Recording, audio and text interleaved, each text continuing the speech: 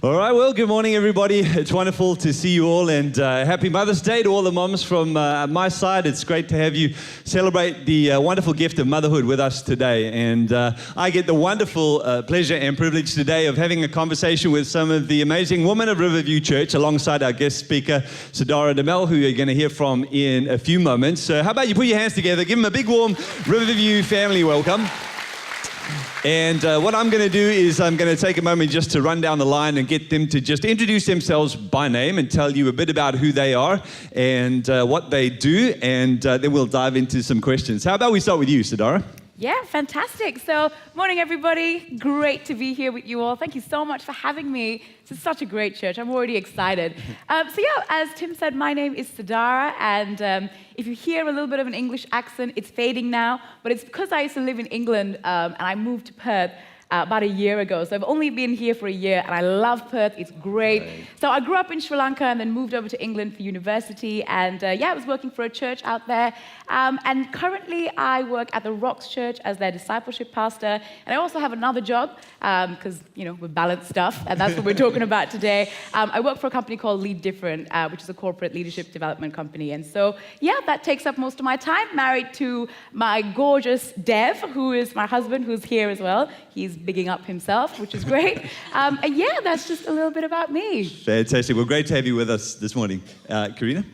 Hello, so my name is Karina Chicote. So I have been married for 10 years. I'm married to the photographer that's here. Make sure you get a good photo of me, babe.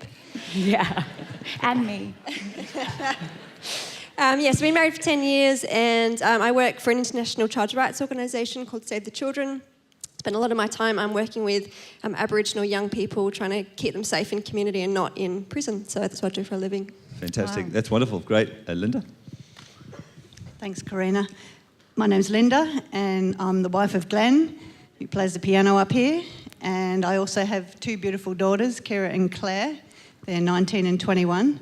And in my spare time, my real job is a geologist, and I run a small mineral exploration company called Seeper Resources in West Perth. And we look for minerals in new frontiers, such as in the Great Sandy Desert up north here, and in Uganda, northern Uganda. Fantastic, thank you. My name is Liezl Healy. I have the privilege of being an executive minister here at a fabulous church in Perth, Western Australia. With an amazing group of people. I have two kids, Nathan and Rachel. They are 12, almost going on 13, and Rachel's 9. And I'm married to the most handsome person in the world. Can I have my present now? Oh, sure. Yeah. All right. So today we're talking about the battle for balance, all that we carry, and we're exploring this idea that life is full of duty and demand and obligation, and we want to ensure that no one of those demands or obligations overwhelm us or weigh us down. And we live in a very tech-empowered, high-paced, 21st century world.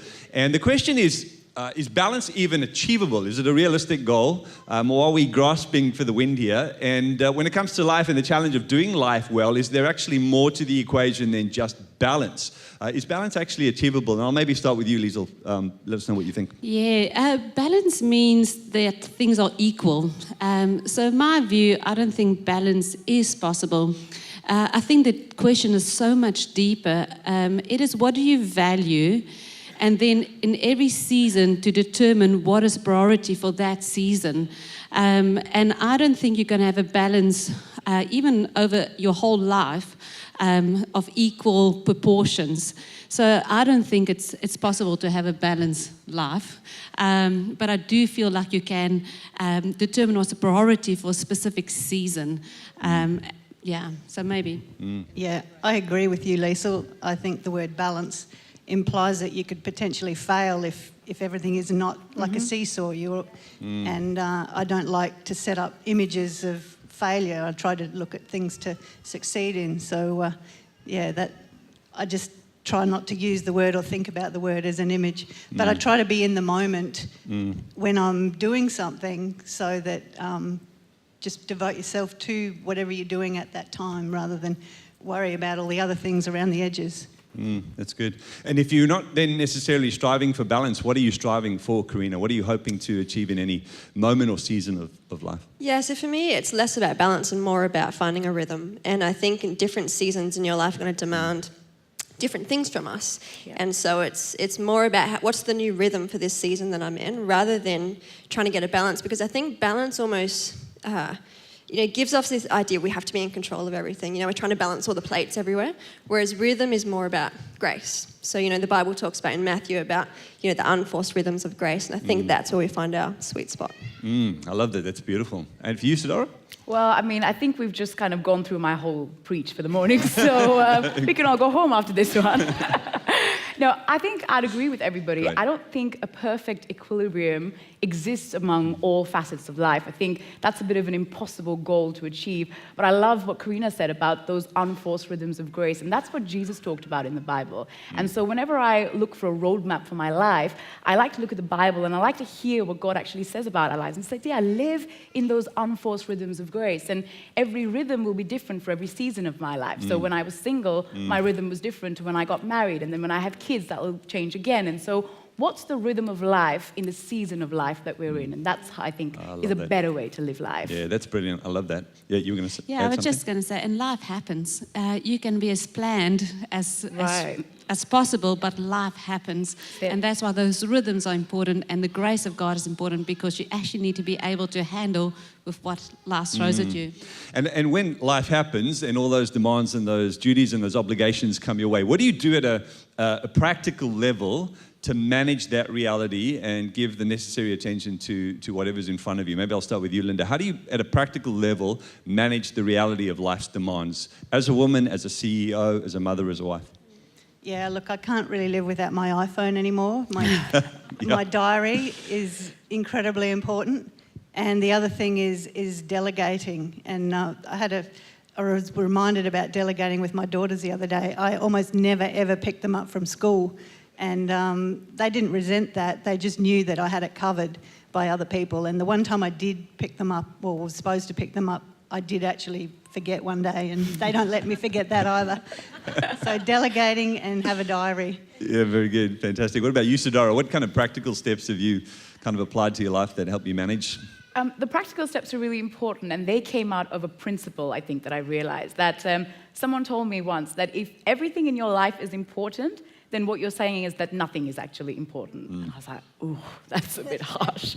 But I realized that was true. Everything in life can't be important. It can be important, but it can't be important and urgent at the same time. And so I think the trick for me is trying to figure out, everything is important, but what's urgent right now? And then I prioritize that, and then I make a plan. So priorities and planning, that's my go-to. Yeah, really. You literally took the words out of my mouth. Oh, Thank there you we for go. that. So in sync. I literally get a big piece of paper and I do a bit of an axis, and it's important, not important, urgent, not urgent. And anything that sits in this quadrant is the things that I focus on just for that day. Yeah. And I think it's really, when you're feeling overwhelmed, I think it's about just slowing it down and just slowing your thinking down and getting everything out on paper, and then just kind of methodically working through it. Because I think sometimes when it just sits in our head, it becomes so overwhelming. But when you actually start to really put it down, it's not that bad. So I think it's just about finding ways to slow it down. Fantastic. And what about the inner world of the heart and soul? So it's one thing to juggle all the realities of life's, demands and duties at a practical level, the externalities. But how do you manage your heart and your soul, your thoughts and your feelings? Because so much of the pressure we experience in life is driven by those internalities. So how do you keep your soul healthy and your heart strong in the midst of all the demand? Maybe start with Karina and then. For me, it's about the environment around me and how do I make that a lot slower. So when I get home, it's candles on, it's the lamps on, it's kind of slow music or worship music, and so just trying to find space in the busyness. And I think the world can become so noisy around us. So it's about how do we quieten that down a little bit. So. Very good. Yeah, I think for me it is as well, is to create spaces regularly where you check motives. I think that is important, that in this craziness and the busyness that you actually go to that time where you're going, okay, why am I doing what I'm doing? What is the value and where am I going to end up one day? The value what I'm adopting at this moment, is that going to be the success of my life over a long-term period? So I do think like a checking in with your motives is really important on a regular basis. I was driving in this morning and saw the sun rise, which was beautiful this morning before the grey cloud came over. And it reminded me of something I heard you say, Lynda, about something that you built into the rhythm of your life that actually helps you manage your internal well-being. And I think that comes at the end of the day. Maybe speak into that a bit. Yeah, I'm a big fan of sunsets, and I'm very lucky that we can see a beautiful sunset if it is on offer. And I really look forward and try to set up my life so that I can be there with, the people that I love watching the sunset at the end of the day. Or if you're just by yourself, that's something that's really grounding, to be able to just watch the sun go down and just think it's going to come up and again the next day, and it's going to be another brand new day that we can It's beautiful. live. That's beautiful. Now, you happen to all be married, and so you do life with a partner. What do you wish your husbands knew about the reality of life as a woman and a wife and a mother in some instances, and a business owner and a pastor? What do you wish your husbands knew that would help you find the rhythm and deal with all those realities that you're juggling at the moment?